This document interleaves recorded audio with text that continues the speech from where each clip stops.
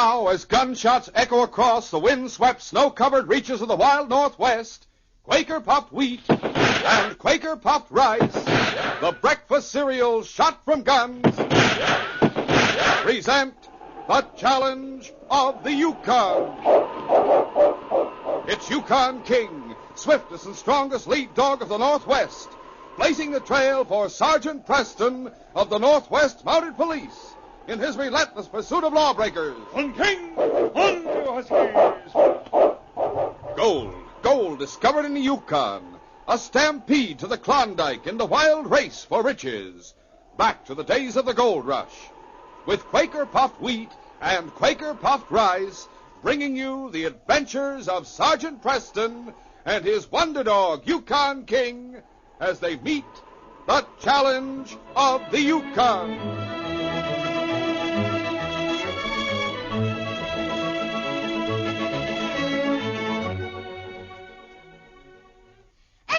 Extra, hear all about it. Yes, hear how you can get cutout models to build Sergeant Preston's famous Yukon Trail in your home. Golly, 59 models, no extra cost. It's the most thrilling offer ever made by Quaker-puffed wheat and Quaker-puffed rice. The swell-tasting cereals shot from guns. No waiting either. Listen for full details in just a few minutes.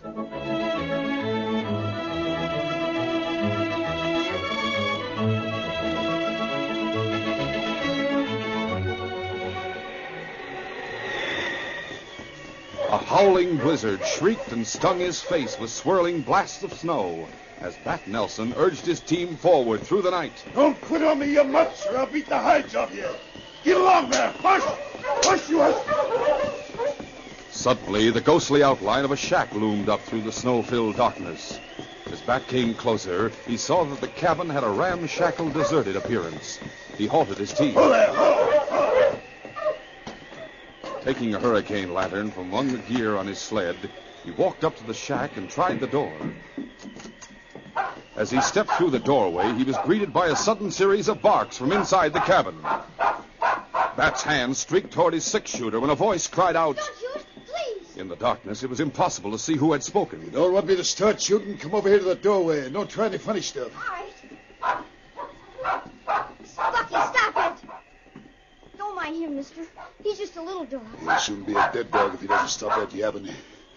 Yeah, light this lantern. I'll give you a match. A moment later, the flaring rays of the lantern revealed the frightened face of a trembling, parka-clad boy. At his feet stood a little black and white dog. Well, I'll be it. What's your name, kid? Chris Farrell. How come you're hiding here in this old shack? Oh, I'm not hiding. I just stopped here on account of the blizzard. I didn't see any team outside. I was traveling on foot. Where'd you come from? Hudson Creek. It's a long way from here. What are you doing? Running away from home or something? Sort of. What do you mean, sorta? Well, I'm running away, but it's not really running away from home. My mother and father are dead. I was living with a guardian. Yeah. Yukon's a mighty cold place to get lost in, Sonny. Didn't you have any idea where you were heading? Well, there's an Indian living in Whitehorse who used to work for my father. I thought if I could find him, maybe he could help me. And what if you can't find him? Then I thought maybe I could go down to Skagway and get a job on a ship going back to the States. I got an uncle down in Seattle. Well, that's so. You know, young fella, I've got an idea we can help each other out. What do you mean? Well, when it comes right down to it, you and me are in the same boat. You see, I'm running away, too. You are? Yeah. Like this, a certain no-good polecat shot a man up in Selkirk and threw the blame on me. So now the Mounties are looking for me. Well, if you didn't do it, why didn't you go to the police and tell them you're innocent? I can't do that. They'll never believe me. You see, first I've got to get a hold of the man who really did it and make him confess. Then I'll go to the police. Do you know where to find the man who did it? Yeah. He went to Skagway. That's where I'm heading. Gee, if I can't find my Indian friend, would you take me along with you? Sure I would. I've got a team. You can ride the sled. See, that's what I meant when I said we could help each other out. But how can I help you? Well, I tell you, I'm all out of grub. We'll need 4 or 5 days' supplies for the trip down the Skagway. I can't show my face in public for fear the Mounties will nab me, but I thought if I give you the money, you'd go into town and buy up what we need, you see? Oh, golly, I'd be glad to. I may have starved. Oh, by the way, mister, what's your name? Smith. Little Smith. You know how to handle a team? Oh, sure I do. All right, then. You can drive into Whitehorse tomorrow morning as soon as the blizzard stops. In the meantime, let's see if we can't build a fire over here in the stove. The following morning, 2 men sat talking in a hotel room in Whitehorse. I tell you, Guthrie, we're making a mistake going to the Mounties. Once they start snooping around, there's no telling what they'll turn up. Maybe so, but we have no choice. Sooner or later, they'll find out the boy is missing, and if I haven't reported his disappearance, they're apt to think I murdered him.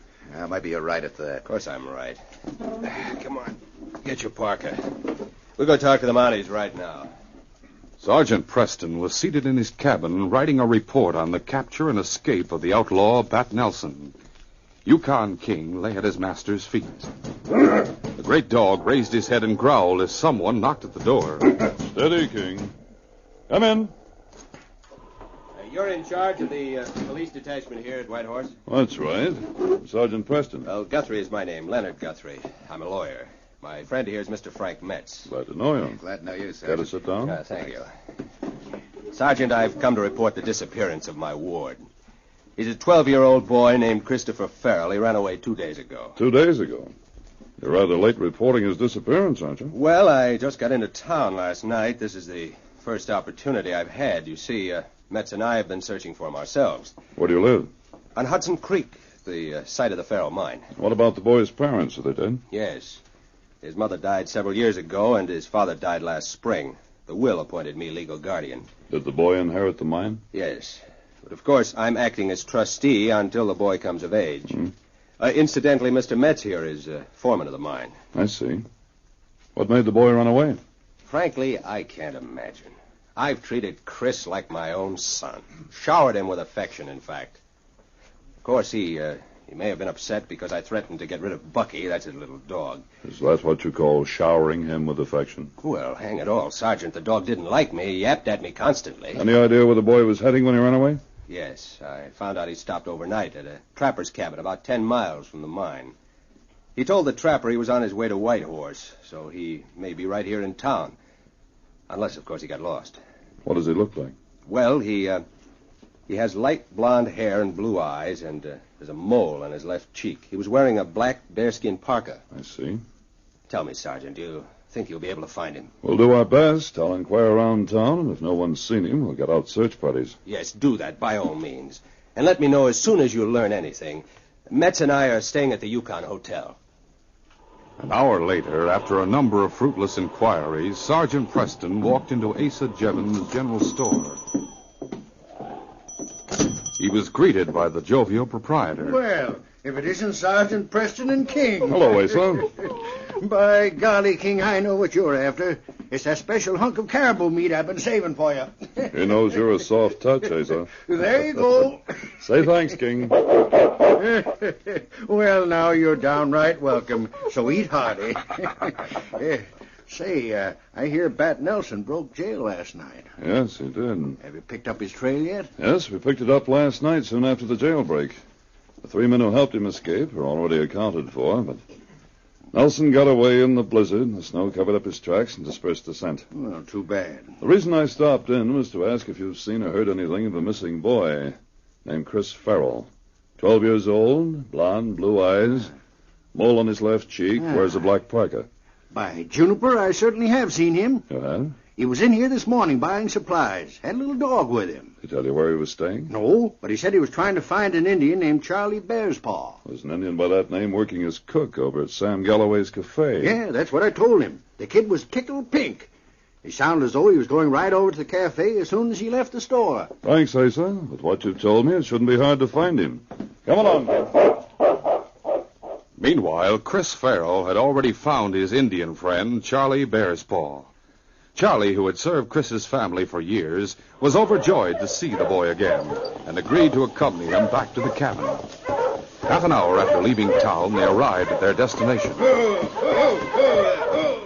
go inside, Charlie, and I'll introduce you to my friend. Come on, Bucky.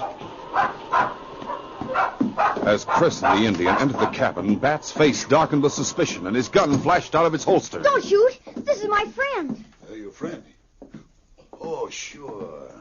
This is your engine pal that you were telling me about, huh? For a minute there, you had me worrying. I'll put my gun away. His name is Charlie Bearspaw. Charlie Bearspaw, huh? Them engine names are sure funny. Charlie, this is Bill Smith. How? Did you get them supplies you went after? Yeah, they're out in the sled. Me go outside. Get food off sled. Cook something to eat right now. Yeah, that's a good idea. Charlie was working as a cook at Sam Galloway's cafe.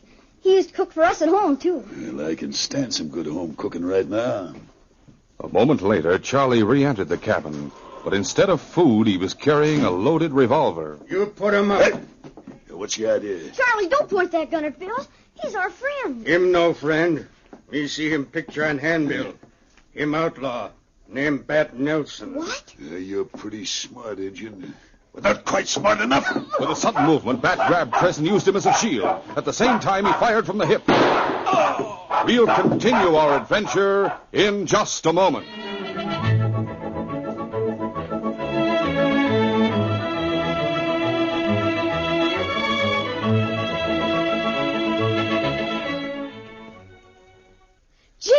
Exciting. Yes, fellas and girls, you can now get cutout models to build Sergeant Preston's famous Yukon Trail. And you don't pay extra for them. They're yours, 59 exciting models offered by Quaker Puffed Wheat and Quaker Puffed Rice. The swell-tasting king-size cereals shot from guns. Golly, with these Yukon Trail models, we can see just where Sergeant Preston and King are traveling. Yes, you can start immediately to follow these stories of Sergeant Preston and King on the Yukon Trail as they pursue the deadly, dangerous Bat Nelson. Look, you get a model of Asa Jebbin's General Store, where Chris bought supplies today for Bat Nelson. And the swell model of the Galloway Eating House, where Charlie Bearspaw is a cook.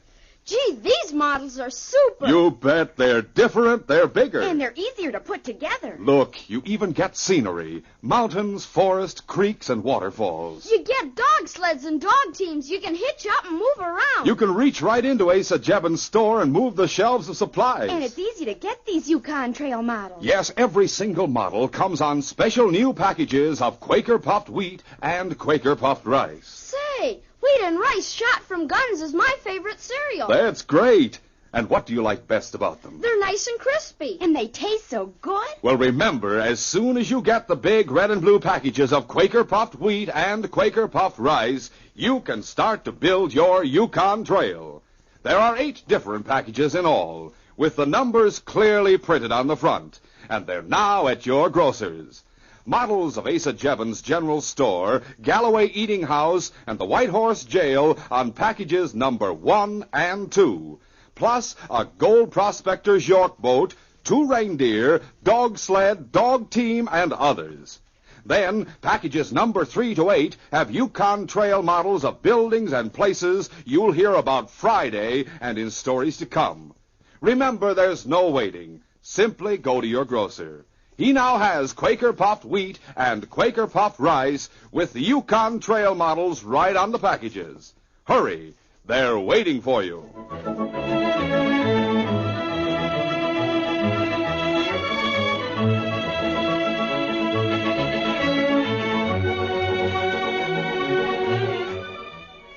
Now to continue. When Sergeant Preston inquired about Chris at the cafe, Sam Galloway, the owner, told him how a boy answering Chris Farrell's description had come to the restaurant looking for Charlie Bearspaw.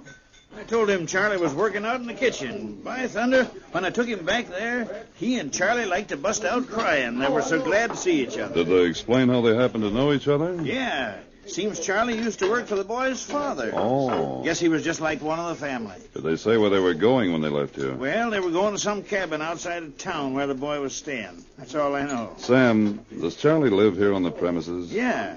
Yeah, let him sleep up in the loft. Has he got any clothing or blankets up there? Why, yeah, I guess so. Why do you ask? I want King to get his scent so he can lead me to the boy's cabin. With King leading the way, Sergeant Preston set out to trail the boy and the Indian. He had gone about 2 miles from town when he sighted a boy plodding toward him on foot. A little black and white dog that was trotting beside the boy ran forward to meet King. King, Thank heavens I found something. What's wrong, son? An outlaw named Bat Nelson just shot a friend of mine. I'm afraid he's going to die. Where is he? At a cabin about half a mile from here. You're Chris Farrell, aren't you? That's right. How did you know? I'll explain later, son. Come on, get on the sled and we'll go to the cabin. All right. All right, on King! On your huskies! When they arrived at the cabin, they found Charlie Bear's paw unconscious from pain and loss of blood. The sergeant revived him and applied a temporary dressing to his wound. Sergeant, do you think he'll live? I think so, but he had a close call. You not take out bullet? No, it lodged too deep, Charlie. I'd better wait and let the doctor extract it. I hope you catch that Bat Nelson. You're lucky he didn't shoot you as well as Charlie. Which way to go when he left you? He was heading north. Look, Chris, why did you run away from your guardian? Oh, he said I'd have to get rid of Bucky. Besides, he's always been mean to me, ever since Dad died. Well, if he's that kind of a person, why did your father appoint him your guardian? I can't figure it out. Dad told me just a couple of days before he died that he was going to appoint Uncle Ed as my guardian. Him tell me same thing. But he changed his mind when he made out his will, is that it? That's what Mr. Guthrie says. He was my dad's lawyer. But I don't believe him. Who witnessed the will? Charlie and Mr. Metz, the mine foreman. I wasn't there when it was signed. Charlie, did you read the terms of the will before you signed it? No, me can't read. Oh. In other words, if Guthrie and Metz were working in cahoots, they could have forged a new will, and no one would know the difference. That's what me think.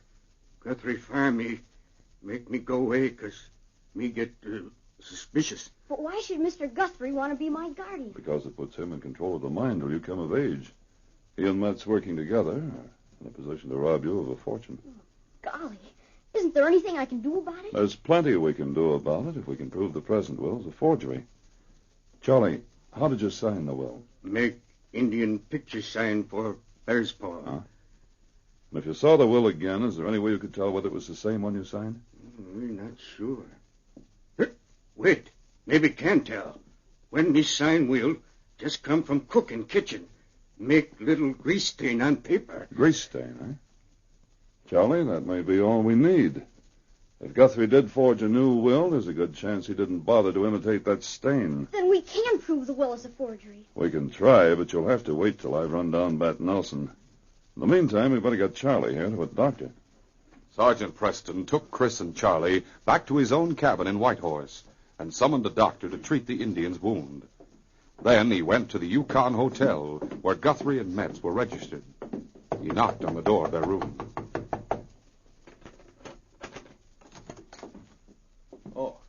Oh, it's you, Sergeant. Come in. Sorry, I can't stop. Just wanted to let you know that I've found Chris. Why, that's wonderful news, Sergeant. Where is he? Right now, he's at my cabin with his Indian friend Charlie Bear's Paw. But aren't you going to bring him here to the hotel? No, I'm not. He's going to stay at my cabin with Charlie for another hour or so, until Constable Ross gets off duty at the jail. After that, the constable will take care of them till I get back. Till you get back? Where are you going? Charlie was badly wounded by an outlaw. I'm going after the man who shot him. But, Sergeant, I don't understand. Why aren't you turning Chris over to me? Because I'm not sure you're his proper guardian. Why, that's ridiculous. I was appointed guardian by his father's will. You were appointed guardian by a will. Whether it was his father's will remains to be seen. With the help of Charlie Bear's Paw, I think we may prove otherwise. Why, I never heard of such nonsense. Oh, well, you're hearing it now, and you'll hear a lot more about it as soon as I get back to town. Goodbye. Goodbye. Holy smoke, he's onto us. It looks that way. Fool, I told you it was a mistake to call in the Mounties. If necessary, we'll have to kill the Indian to keep him from testifying. Oh, we can't get away with that. We'd swing for murder. Hey, you heard him say the Indian was badly wounded, didn't you? It ought to be easy to make sure he doesn't recover. Yeah, but what about the kid? Well, we'll get him out of the way before we try anything.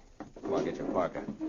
We got to move fast before the constable gets to Preston's cabin. We've only got an hour.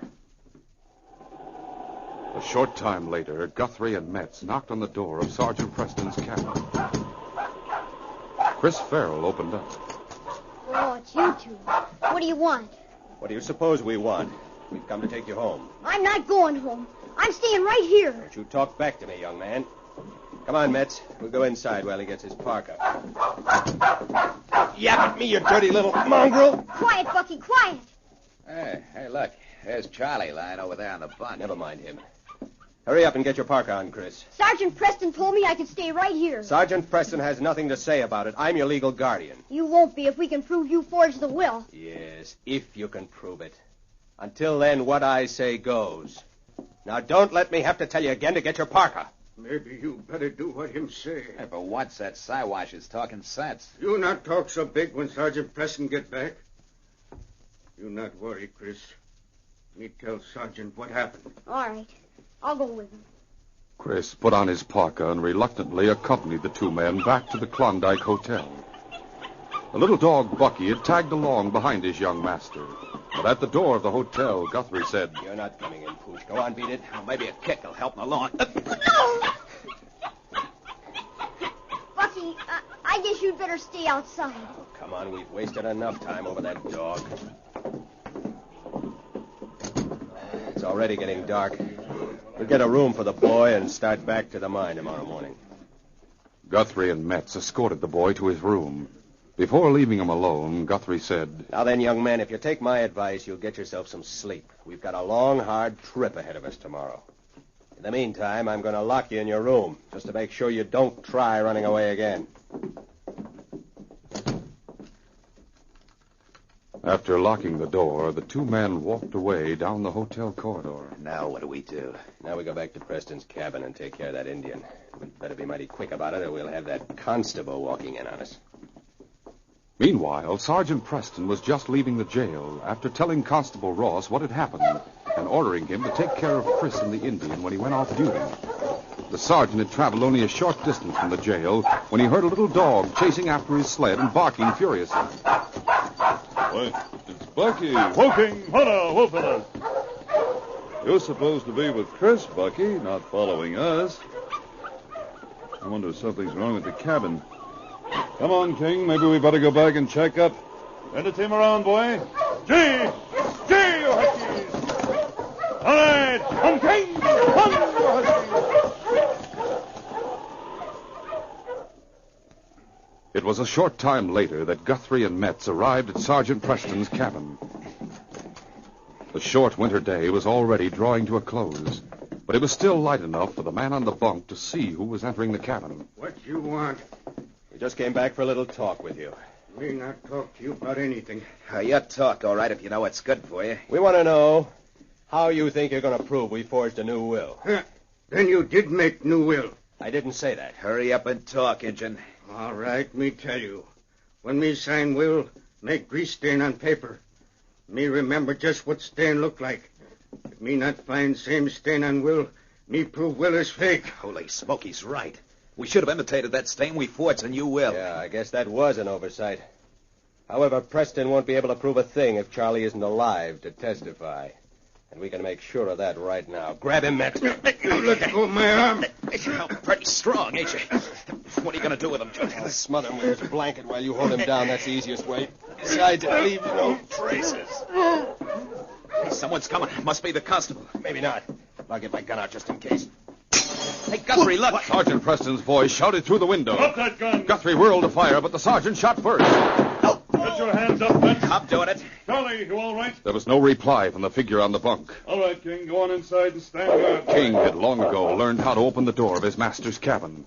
The great dog raced inside and faced Metz with a menacing growl. Then, with King on guard, Sergeant Preston entered the cabin. If Charlie's dead, you'll hang for murder. Luckily, Charlie had just lost consciousness. The sergeant applied artificial respiration and finally succeeded in reviving him. Then, and only then, did he attend to Guthrie's wound. Preston, I thought you were going after that outlaw. How'd you happen to show up here? Bucky chased after me and warned me something was wrong. We have all those rotten brakes. If we hadn't booted that pooch away, this wouldn't have happened. Your big mistake was thinking you could break the law and get away with it. Admit them forged will. I admit nothing. You don't have to. The attack on Charlie's life should be all the proof we'll need, let alone that business of the grease stain. What happened to Chris? when Guthrie go to jail? Why, Chris will probably go to live with his uncle. I imagine you'll go with him if Chris has anything to say about it. Oh, me like that. Yes, I guess you both have cause to be happy. Now I'll get going. King and I must find Bat Nelson before we can say this case is closed.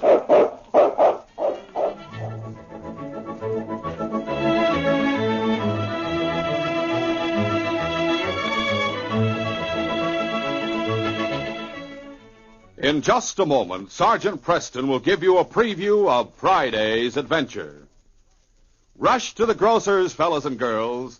Grocers now have the new Quaker Puffed Wheat and Quaker Puffed Rice packages with the thrilling new Yukon Trail cutouts.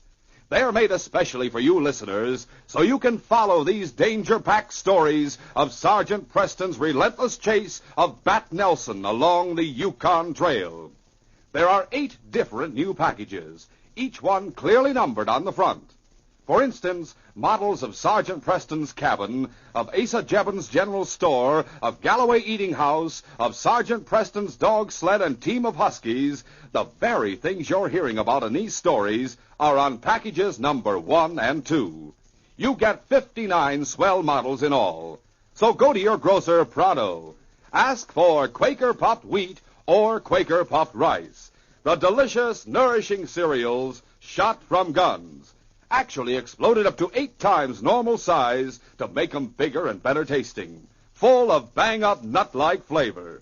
So hurry. Start building your model Yukon Trail right away.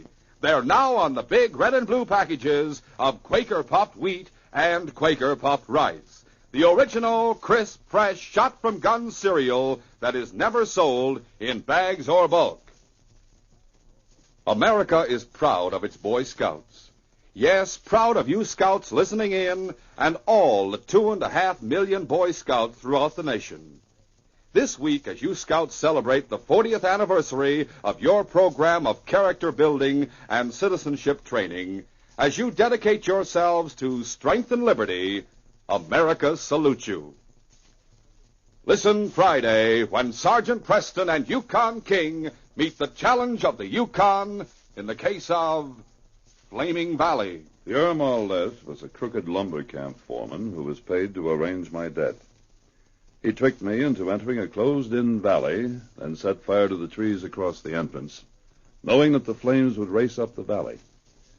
What he didn't know was that his son had also entered the valley, and that we would both be trapped by the onrushing forest fire. Be sure to hear this exciting adventure Friday.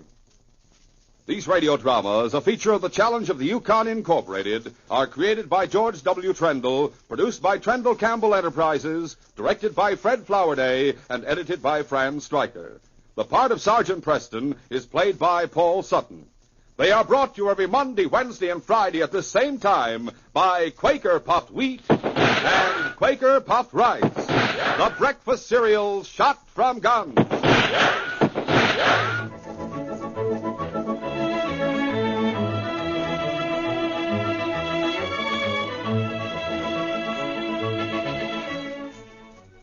Remember, for delicious hot breakfast, enjoy Quaker Oats. The giant of the cereals is Quaker Oats. Delicious, nutritious, makes you feel ambitious. The giant of the cereals is Quaker Oats. And here's why Quaker Oats is called the giant of the cereals. There's more growth, more endurance in oatmeal than any other whole grain cereal. So make your hot breakfast nourishing Quaker Oats. Quaker and Mother's Oats are the same.